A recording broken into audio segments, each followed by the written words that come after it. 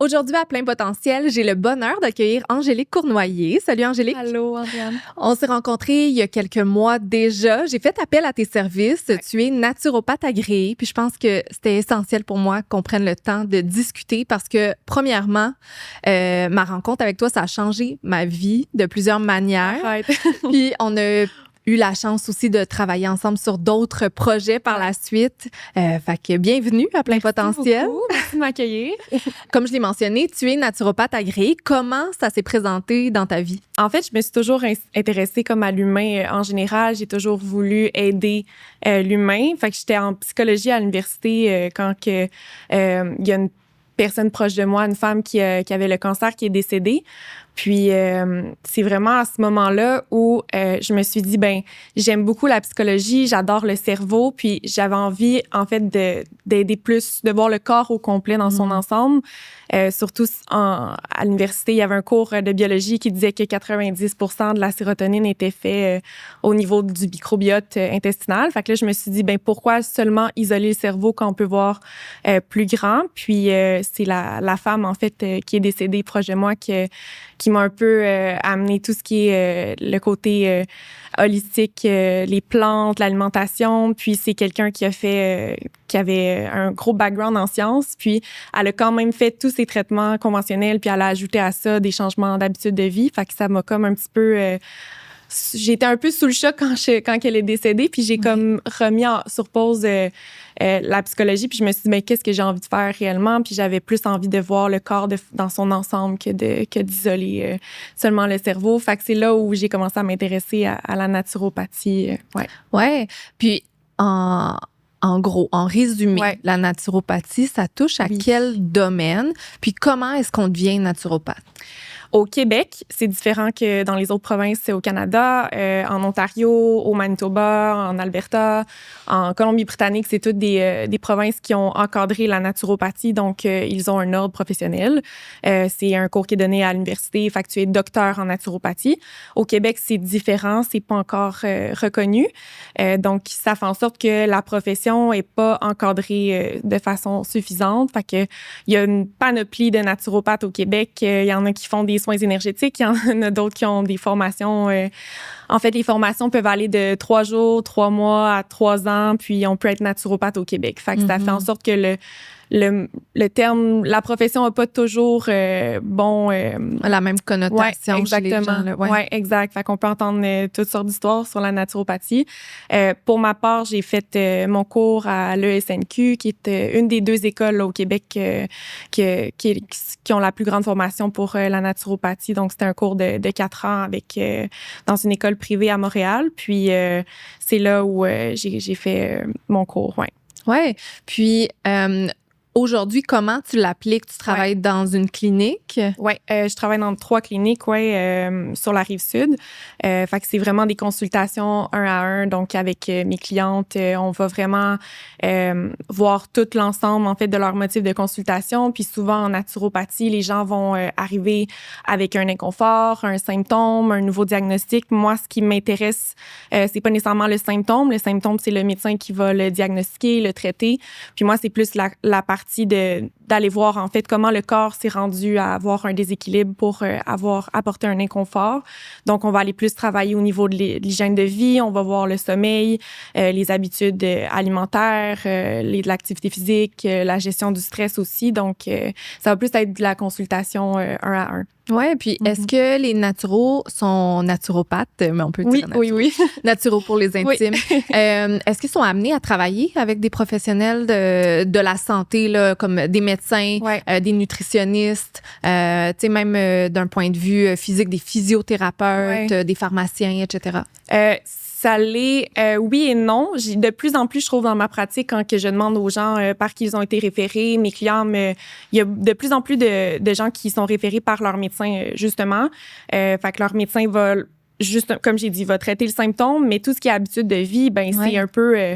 en fait, ils n'ont pas le temps de prendre le temps avec leur patient là, pour voir toutes les habitudes de vie. Donc, de plus en plus, c'est juste oui, il y a des médecins qui réfèrent, il y a des pharmaciens aussi.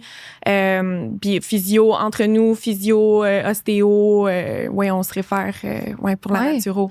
Puis Donc, tu travailles vraiment sur les habitudes de vie. Fait que ça peut aider les clients ou les patients à plusieurs niveaux. Là. Par exemple, ceux qui ont des maladies chroniques, ça peut venir apaiser certains symptômes parfois. Donc, dans un monde idéal, comment est-ce qu'on pourrait collaborer? Oui. Bien, partout dans le monde, que ce soit en Europe, aux États-Unis, au Canada, on dirait que chaque province travaille un peu de sa propre façon avec les naturopathes. Dans mon monde idéal à moi, ce serait vraiment que on puisse travailler tout le monde ensemble parce que tout est complémentaire, puis justement de pas isoler, d'aller voir un généraliste pour le système digestif, un pour la tête, un pour ci, pour ça. Fait que si on peut tout le monde être à la même table puis discuter d'un cas, ça c'est dans mon monde idéal à moi, pour que la personne soit outillée puis éduquée pour repartir à la maison avec des outils et non juste on reçoit un diagnostic puis on retourne chez nous et on continue nos habitudes de vie qui nous a probablement amenés là. Fait que dans mon monde à moi, ce serait un peu de travailler plus en équipe comme ça, puis de voir justement de focusser sur les points forts de chaque personne, là, de chaque professionnel. Fait que de laisser chacun nos cadres, mais oui, de collaborer ensemble. Oui, puis tu dirais que toi, c'est quoi ta force? Qu'est-ce qui fait, non seulement comme naturopathe, mais qu'est-ce qui fait que tu te différencies puis que tes clients sont choyés de travailler avec toi? Bien, je vais un peu reprendre leurs mots, mais ce que j'entends souvent, c'est plus mon côté humain, je trouve. Personnellement, je ne prends pas de clients qui veulent des grosses pertes de poids drastiques ou j'ai un mariage en 2 mois, je veux perdre comme 30 livres. C'est pas mon dada. Puis mes clients le savent là, quand ils viennent me voir puis qu'ils veulent un plan comme un plan alimentaire, mais le plan alimentaire, en fait, est réservé aux nutritionnistes. Mais quand ils veulent une structure alimentaire très rigide, pour moi, ça ne colle pas avec moi parce que tout l'aspect de justement apporter plus de restrictions dans un mode de vie, une société où on a tellement déjà de restrictions, puis là, de côté performance, puis de toujours pousser, se dépasser, bien, de rapporter plus de restrictions. Souvent, ce qu'on voit dans les études, ce qu'on voit en pratique, c'est que les gens vont suivre le plan, la structure pendant un mois, 2 mois, ça va super bien aller, mais après ça, ils retombent à leurs habitudes, puis ils reprennent souvent leur poids et 15% de plus qu'on voit dans les études. Fait que pour moi, ça adhère pas à moi. Fait que c'est plus de travailler sur bâtir de nouvelles habitudes, puis de bâtir des outils, justement, qui vont pouvoir perdurer dans le temps et non juste pendant 2 mois, c'est excellent, puis tu te donnes une tape dans le dos, mais que c'est pas faisable. Fait que de m'adapter à la réalité de chaque client. Puis c'est pour ça qu'il y a pas de one size fits all non plus. Là. Il y a pas de plan. Je vends pas un plan sur Internet avec si tu veux perdre du poids, c'est ça qu'il faut faire. Puis ça s'applique à tout le monde parce que chaque personne a une réalité différente. J'ai des mamans, j'ai des retraités, j'ai des adolescents. Fait que, puis même d'une maman à l'autre, il y a pas une maman qui a la même réalité non plus. Fait que c'est plus un peu d'essayer de m'adapter à chaque personne, je pense, qui est ma force. Puis le côté humain, plus parce que je reviens toujours à l'humain. C'est bizarre, peut-être dit comme ça, là, mais j'essaie de revenir à l'humain puis de prendre le temps avec chaque personne parce que souvent, les clients arrivent dans le bureau puis ils sont un petit peu overwhelmed. Il y a beaucoup d'informations qui passent sur les réseaux sociaux. Il y a beaucoup de créateurs de contenu qui essaient d'avoir des mots buzz, puis il faut arrêter de manger tel aliment, il faut manger tel aliment, il faudrait avoir telle sorte de régime. Fait que juste de prendre le temps avec eux de comprendre c'est quoi leurs besoins, c'est quoi leur motif de consultation, d'où ils viennent aussi. Est-ce qu'ils ont des prédispositions pour telle maladie, pour telle chose? Fait que d'agir en prévention.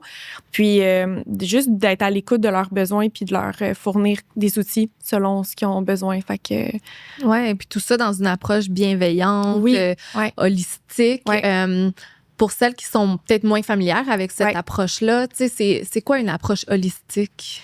Ben c'est de revenir justement à l'humain, l'individualité, de revenir à la base, d'essayer justement de revoir l'environnement dans lequel on est, parce que si on prend le classique exemple d'un poisson qui est dans son eau, ben si on change l'eau dans laquelle le poisson va grandir, ben il va évoluer d'une façon différente que si l'eau est sale. Fait que c'est plus un peu de revoir les habitudes pour justement comme revenir à l'humain puis de c'est ça, de façon holistique, d'essayer de tasser des choses pour revenir à la base. Fait que vraiment, tout ce qui est sommeil, alimentation, la gestion du stress, fait que ce serait ça, là, Ouais. Puis, y a-tu justement des piliers comme le sommeil, l'alimentation, la gestion du stress qui t'allument peut-être plus que d'autres? C'est quoi? La gestion du stress, c'est pas une passion, là, mais je trouve que c'est tellement important puis ça nous amène tellement loin d'avoir un système nerveux qui est régulé. Puis, personnellement, dans ma famille, il y a beaucoup de problèmes de santé mentale, fait que ça me touche un peu plus personnellement. Fait que si je peux justement plus prioriser ça chez mes clients, puis juste de leur apprendre à comment bien respirer, tu sais, la posture à prendre, puis tout c'est ça, l'aspect vraiment de gérer son stress. C'est pas de... Je trouve qu'on en demande beaucoup quand on se dit, il faudrait qu'on diminue notre stress. On entend ça, on entend qu'on vit trop de stress dans notre société, il faut qu'on diminue le stress. Je crois pas que c'est réaliste de demander de diminuer le stress, mais je pense que notre perception au stress pourrait changer, en fait. Fait qu'on pourrait avoir la même quantité de stresseurs, moi puis toi, puis on va le vivre différemment parce qu'on a une perception différente au stress. Fait que c'est plus d'apporter des outils justement pour qu'on voit que le stress nous rentre moins dedans, tu sais, comme dans la vie de tous les jours. Ouais. Parce que le stress, ultimement, qu'est-ce qui se passe dans notre corps quand on est stressé ou qu'on est dans un état constant là, d'anxiété ou tu sais qu'on le ressent là, physiquement? C'est quoi qui se passe dans notre corps? Oui.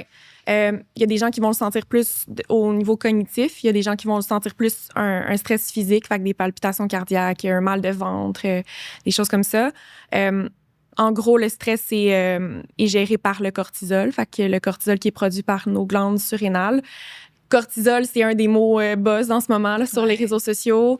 J'ai une cliente sur 2 qui vient me voir puis qui me disent qu'ils ont commencé à prendre des suppléments pour baisser leur cortisol là, parce que c'est sûr que mon cortisol est élevé. Je l'ai entendu sur Instagram. Pas cholestérol, cortisol. Le cortisol, avant, il y a un petit temps, c'était le cholestérol qu'on blâmait, mais là, c'est rendu le cortisol qui a pris la place. Là.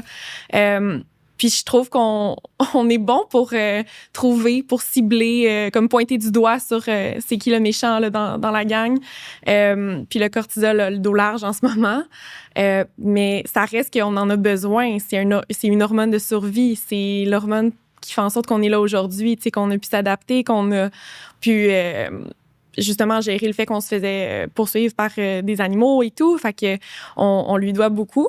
Le problème, c'est que oui, en effet, il est souvent surstimulé par nos glandes surrénales parce que tout aujourd'hui est un stresseur.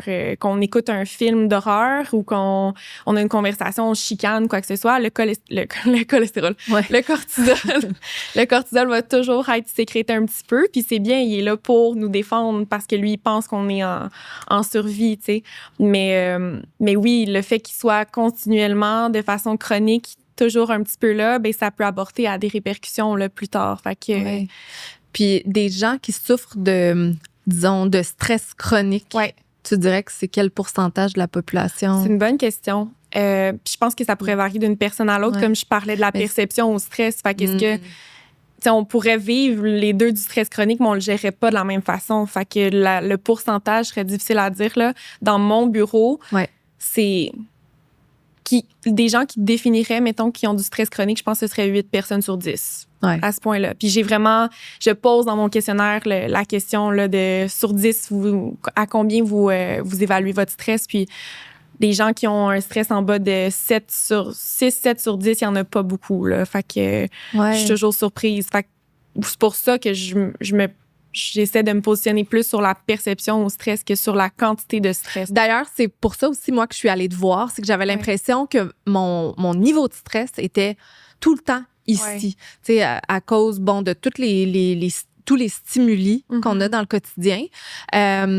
Puis j'ai l'impression que beaucoup de femmes de mon âge, tu sais, j'ai 34 ans, je suis pas vieille, mais là, j'ai l'impression que ça a d'autres impacts sur ma santé qui sont pas juste liés au stress, mais tu sais, au niveau hormonal, tu sais, c'est comme si ça part du cortisol, mais ça impacte toutes les autres hormones de notre corps. Exactement. Puis je me souviens, c'est ça c'est de ça un peu qu'on a parlé en consultation. Puis c'est ça que je prends le temps d'expliquer à chaque femme parce que à 30 ans, t'as de l'argent, t'as une carrière, t'as des enfants souvent. Fait que le mode de vie est très, très rapide. Là, toi, tu peux m'en parler plus que je pourrais en parler, mais fait que le repos se fait de moins en moins, le stress est de plus en plus là. Puis c'est pourtant, ce qui est bizarre, ce qui est mal fait, c'est que c'est le moment dans notre vie en tant que femme où il faudrait le plus prendre soin de nos glandes surrénales et de notre corps pour que notre cortisol aille bien. Puis ça, je pense que ça a été un petit peu, pas un choc pour toi, mais t'étais comme, ah ouais, hein, tu sais, c'est là, c'est plate parce que c'est le moment où justement t'as besoin d'être le plus là, puis t'as des jeunes enfants qui te demandent. Ouais. Puis c'est là où justement il faut prendre soin de nos glandes surrénales pour mettre la table en fait pour la périménopause, la ménopause. Puis quand j'apporte ce sujet-là à mes clientes, ils ont pas envie d'entendre parler de périménopause quand ils ont 32 ans, mais ce mode de vie-là qui est rapide, le fait de ne pas prendre le temps de s'arrêter, ça va nuire justement à tes glandes surrénales. Là. Juste, je sais pas si tout le monde connaît les glandes surrénales, là, mais c'est les deux petites glandes en forme de triangle là, qui sont sur les reins. C'est eux qui produisent le cortisol, produisent aussi la noradrénaline, l'adrénaline, puis ils vont aussi produire la DHEA.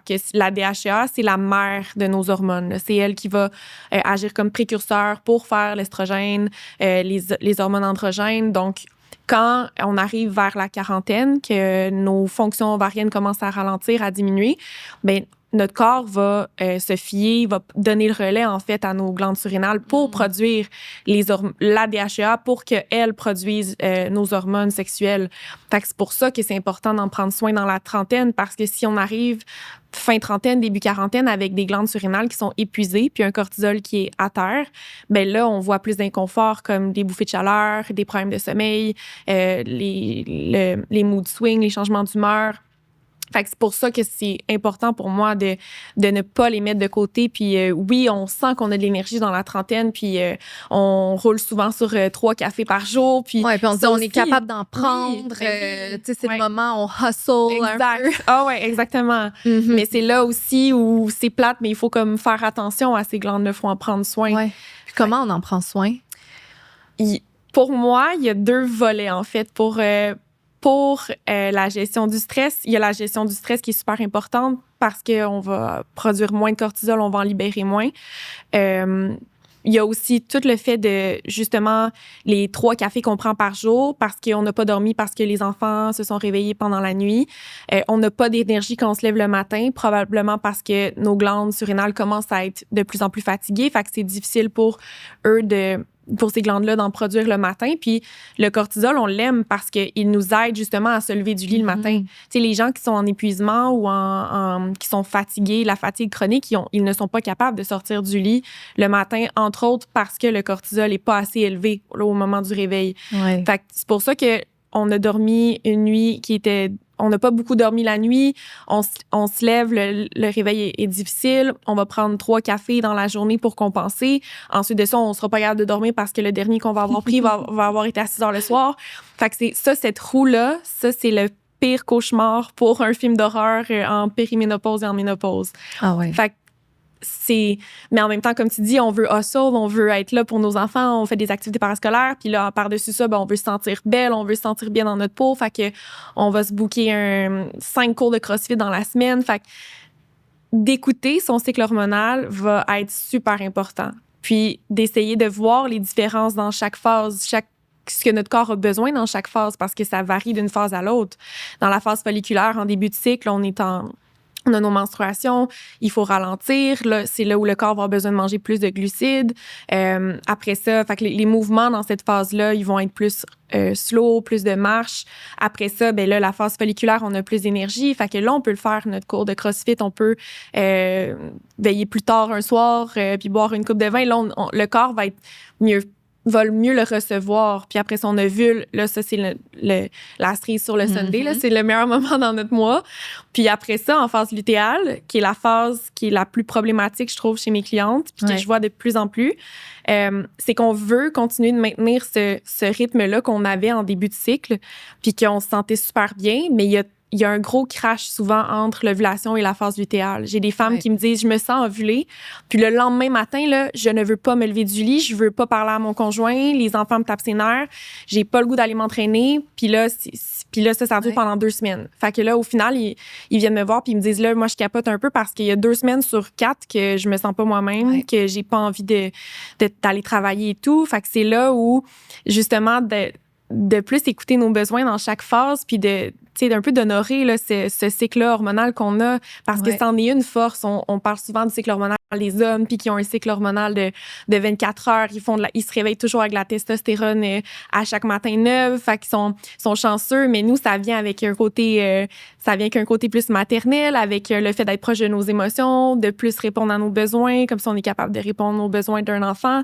Fait que je pense que c'est d'honorer plus ça un peu, puis justement de ralentir dans cette phase lutéale-là pour être capable de recommencer l'autre cycle. C'est comme ça, selon moi, que le cortisol va être moins sollicité puis qu'on va faire attention dans la trentaine à nos glandes surrénales. C'est ça. Fait qu'une fois qu'on connaît bien notre cycle, ben là, on peut choisir nos activités, on peut... Ce qu'on mange. C'est ça, on peut ajuster notre alimentation, notre sommeil, en fait, toutes nos habitudes de vie autour de ça. Exactement. Pour celles qui peuvent, disons, se le permettre, parce qu'il y en a aussi, là, tu sais, qui ils n'ont pas le privilège nécessairement là, d'adapter leur horaire, par exemple, ou ils peuvent juste s'entraîner tôt le matin. Parce qu'il y a ça aussi, dans le fond, quand on se lève le matin, il y a comme un pic de cortisol. Puis là, si on s'entraîne par-dessus, ça continue. Idéalement, on veut manger dans l'heure et demie qui suit le réveil pour justement que, OK, là, on est debout, on est réveillé. On veut que le cortisol commence à retrouver comme un plateau. Mais par-dessus ça, si on n'a pas un déjeuner qui est riche en protéines pour justement stabiliser notre cortisol, ben là, c'est là où on va continuer à le faire augmenter. Là. Si on commence la journée, on se lève, on boit un café, on l'augmente, on va s'entraîner à jeun, on l'augmente. Fait que c'est ça, ou ça, peu importe la phase du cycle, c'est plus à éviter là, pour la femme, en tout cas. Oui. Puis ce serait quoi d'autres, soit des techniques ou des choses qui sont pas trop compliquées à intégrer dans notre routine, si on peut pas nécessairement toucher à notre horaire. Là, fait que si on garde le statu quo de l'horaire, 9 à 5, qu'est-ce qu'on peut intégrer facilement qui peut nous aider avec ça? Ça, c'est le truc qui est le plus difficile, je trouve, à faire, mais c'est le truc qui coûte le moins cher, mais c'est de ralentir au quotidien. Peu importe dans quelle phase de ton cycle, peu importe qu'est-ce que tu es en train de faire, si tu es en train de donner le bain aux enfants, si tu es en train de répondre à un courriel, pour le cortisol, en tout cas, là, juste de ralentir au quotidien. Puis, tu sais, quand on écrit un courriel puis que tu réponds à un collègue puis tu es un petit peu comme agité ou ça te stresse, on va en faire plus de cortisol naturellement, tu sais, c'est normal. Mais si tu fais ça, puis après ça, tu termines à 5 heures, tu vas chercher les enfants, puis là, t'es pressé, puis t'es dans le trafic, t'es en tabarouette parce que ça avance pas. C'est dans ces moments-là, je pense que de lâcher prise, puis sur la situation, puis aussi de juste comme ralentir, puis de juste d'y aller avec ce qui est dans notre contrôle. Là. Fait que tu te lèves le matin, que peu importe l'horaire, là, ce serait un peu de revenir à ça, là, de inconsciemment choisir de ralentir. Là. Puis ça, ça fâche beaucoup ça fait pas l'unanimité comme conseil, là, mais je le travaille plus précisément avec certaines clientes, puis elles voient vraiment la différence sur le long terme, surtout quand c'est des femmes qui sont super débordées. Ils n'ont pas le temps d'ajouter une séance de yoga à 5 heures le soir là, après avoir fini de travailler. Fait que c'est un peu de pratiquer le yoga, mais dans ton day-to-day, dans ton 24 heures. T'sais, ils vont pas avoir le temps de méditer 30 minutes le matin, mais si dans ton 23h30 qui te reste dans la journée, constamment, dès que tu sens... En fait, il y a des gens que... Tu sais, moi, je sais que c'est quand mes épaules sont rendues à mes oreilles, là, ça veut dire que le stress commence à s'accumuler. Fait que juste consciemment, là, j'ai une cliente qu'à chaque fois, je lui rappelais, quand tu le sais, tu marches, tu vas quelque part, ben juste prends 3 secondes. Fais juste redescendre, retrouve comme ton équilibre, ton centre, puis continue ta journée. Ça prend moins de temps que de faire une méditation le matin, mais c'est aussi effectif, là, même si pas plus. Oui. Puis, tu viens de le nommer, la méditation. Si on a, quelqu'un qui peut faire des changements. Une routine optimale. Puis là, bon, il n'y a pas de one size fits all. C'est exactement ça que j'allais dire. Ça, je l'ai compris. Mais quelles sont, certaines habitudes? Puis, tu sais, je dirais aux auditrices de choisir celles qui leur conviennent mieux. Mais ça peut ressembler à quoi? Soit des routines ou des habitudes ou des trucs qu'on peut intégrer qui pourraient nous faire du bien. Pour tout ce qui est la gestion du stress, les protéines. Les protéines, c'est... Pour certaines personnes, la gestion du stress et les protéines, c'est comme deux choses qui vont pas ensemble. Pour moi, dans mon day-to-day, je sais que si je commence ma journée avec un déjeuner qui est pas assez riche en protéines, je vais le sentir sur mon système nerveux. Puis pendant la journée, je risque d'être plus agitée, je vais être plus portée à avoir un sentiment d'anxiété.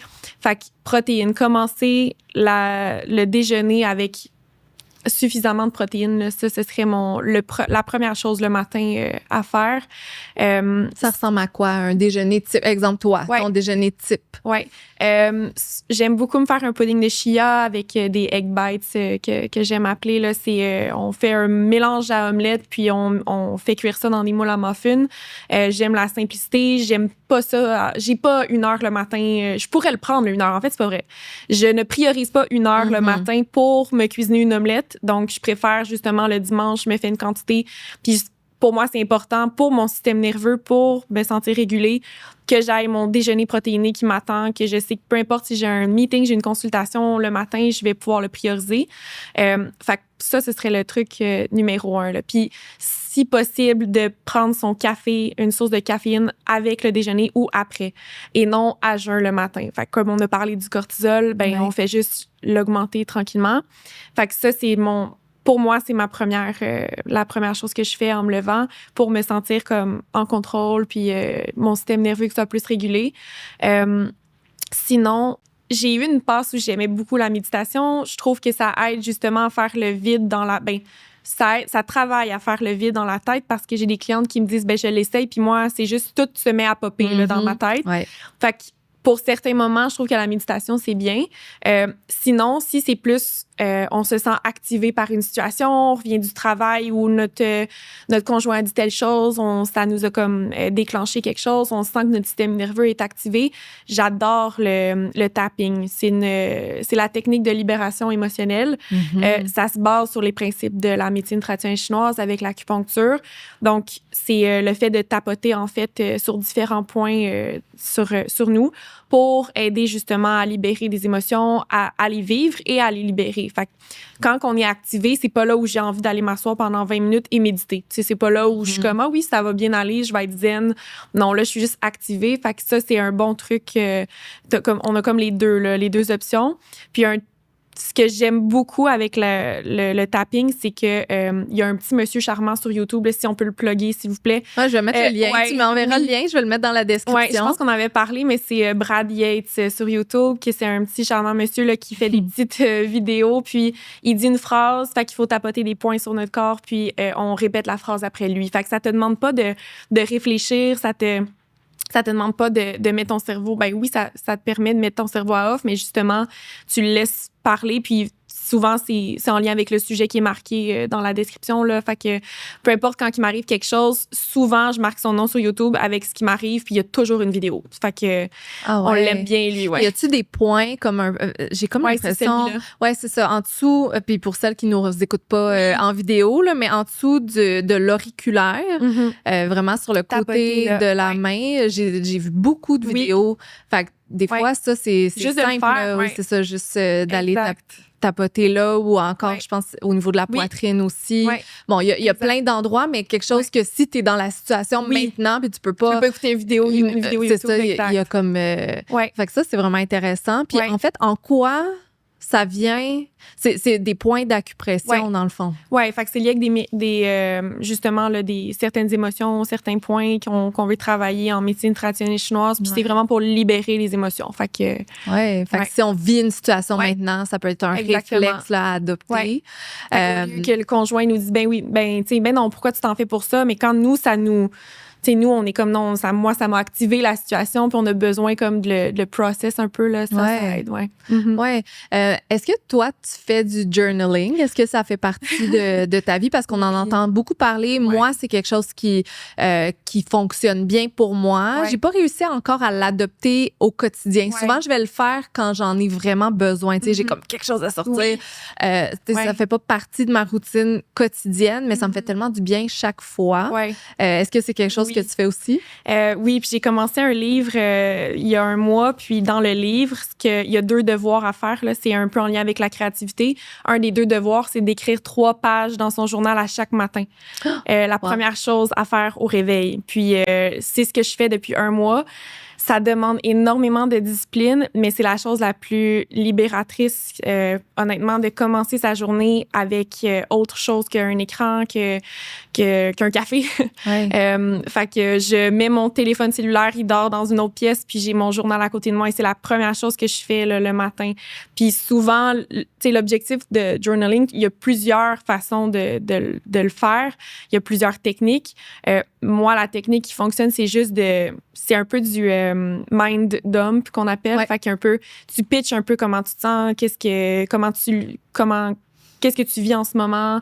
Puis, il y a des belles choses, il y a des choses qui sont plus difficiles, mais c'est ça, c'est plus de le pratiquer au quotidien, moi, que je vois plus de différence sur le long terme.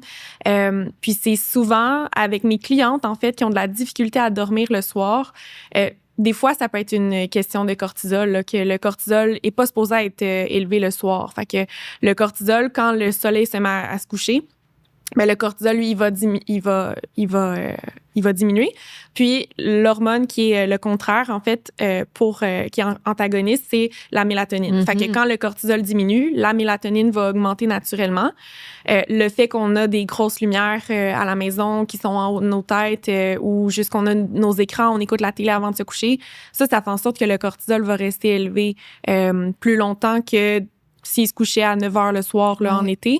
Fait que la mélatonine a de la difficulté à augmenter. Fait que le sentiment de je me sens pas fatiguée, il est minuit puis je pourrais continuer encore.